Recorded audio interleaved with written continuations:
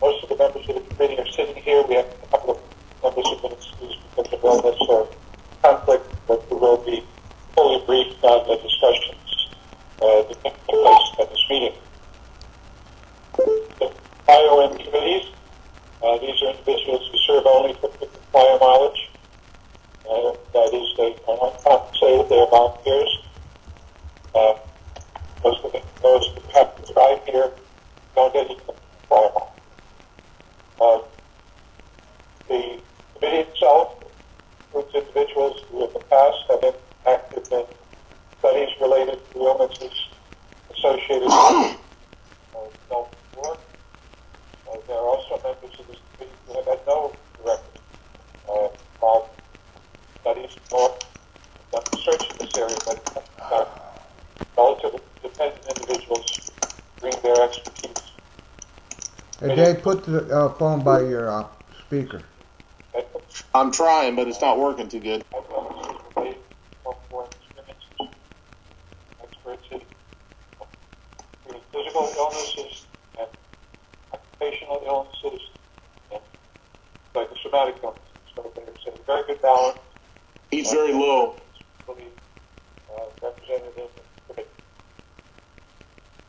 As the chair of the study and of this meeting, I'd like to welcome you and indicate that the task undertaken by the Institute of Medicine is to develop a consensus-based definition for chronic multicentric illness as it pertains to the 1991 Gulf War veteran. And I think that statement, that charge is very explicit. We had some additional questions, representatives of the VA, but it's very clear we're not talking about all exposures in the Persian Gulf. We're not talking about Iraq or Afghanistan. We're talking about 1991 Gulf War veterans. In addition, I want to note that this is an open, on-the-record session. If there are individuals in the audience who wish to make a statement, the committee will be happy to hear from you at the end of the meeting. We ask that you keep your comments and your statement to the committee to 5 minutes. This is an information gathering session. That is, the committee is in the process of assembling materials that it will examine and discuss in the course of its findings, conclusions, and recommendations. Therefore, I ask everyone here to be extremely mindful of the fact that the committee has made no conclusions and that it would be a mistake for anyone to leave here today thinking otherwise. Comments made by individuals, including members of the committee, should not be interpreted as positions of the committee or the Institute of Medicine. In addition, committee members typically ask probing questions in these information gathering sessions, which may not be indicative of their personal views. Further, individual committee members often engage in discussion and questioning for the specific purpose of probing an issue and sharpening an argument. The comments of any given committee member may not necessarily reflect the position she may actually hold on the subject under discussion, to say nothing of that person's future position as it may evolve in the course of the project. Any inference about an individual's position regarding findings or recommendations in the final report are therefore also true. The committee will deliberate thoroughly before writing its draft report. Moreover, once the draft report is written, it must go through a rigorous review by experts who are anonymous to the committee. The committee must then respond to this review with appropriate revisions that adequately satisfy the Academy's report committee and the chair of the National Research Council for its considered a NRC report. I would like to give you some sense of the format of today's meeting. We expect to spend the next 4+ hours hearing from individuals who graciously agreed to attend the meeting. There are 4 panels. First, representatives of the Department of Veterans Affairs. Second, a panel of 1991 Gulf War veterans. Third, people representing the VA Research Advisory Committee. Finally, clinicians who treat Gulf War veterans and researchers who study Gulf War veterans. After that, there'll be an open meeting for the last period of the meeting. Each panel will have approximately 1 hour, and we're going to have to stick pretty closely to that so that we can cover all the materials. The opening meeting agenda is available for everyone. The titles, so forth, of the committee are on the sheet that you receive outside, so I will not introduce the committee members individually. Their names are shown on the tables. Moreover, the bios of our speakers are also available, and so I will introduce the speakers only by name and title. Very pleased as our first panelist to have representatives of the Veterans Administration, including Dr.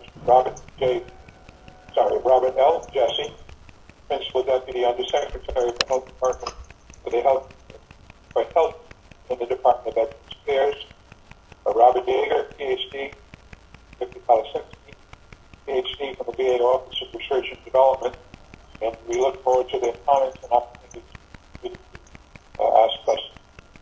Perhaps we can start off with that question.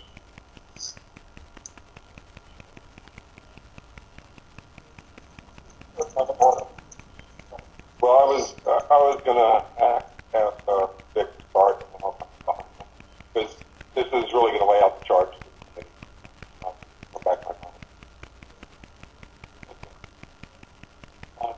Good afternoon. And thanks that I'm going to speak. Dr. Jesse,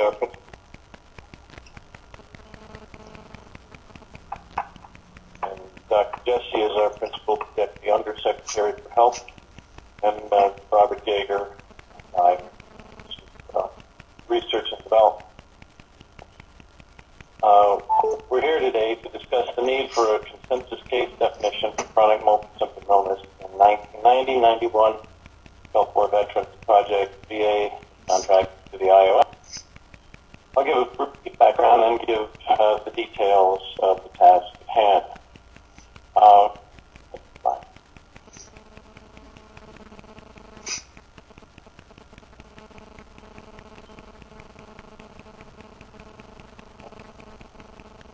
He quit talking. I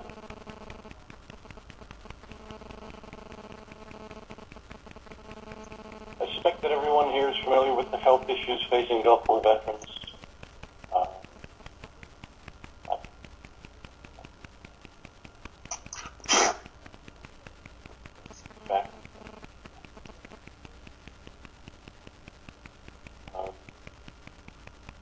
Anyway, this background slide tells us that after deployment to Southwest Asia in 1991, a significant proportion of Gulf War veterans reported major chronic health problems could not be explained by standard medical diagnosis. Symptoms include musculoskeletal pain, fatigue, cognitive difficulties, gastrointestinal problems, skin rashes, sleep disturbance. In a 10-year follow-up study of Gulf War veterans published by Dr. Han Kong and co-workers in 2009, it's found that deployed Gulf War veterans had a 25% higher rate of multiple illness. That's 30.5% relative to 11.5% non-deployed. And then the IOM followed up with a report in 2010 that concluded that the excess of unexplained medical symptoms reported by Gulf War veterans cannot be reliably attributed to any known psychiatric disorder.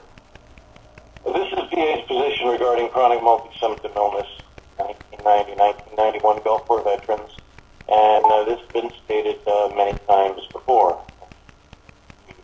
I want to emphasize that here. Wait,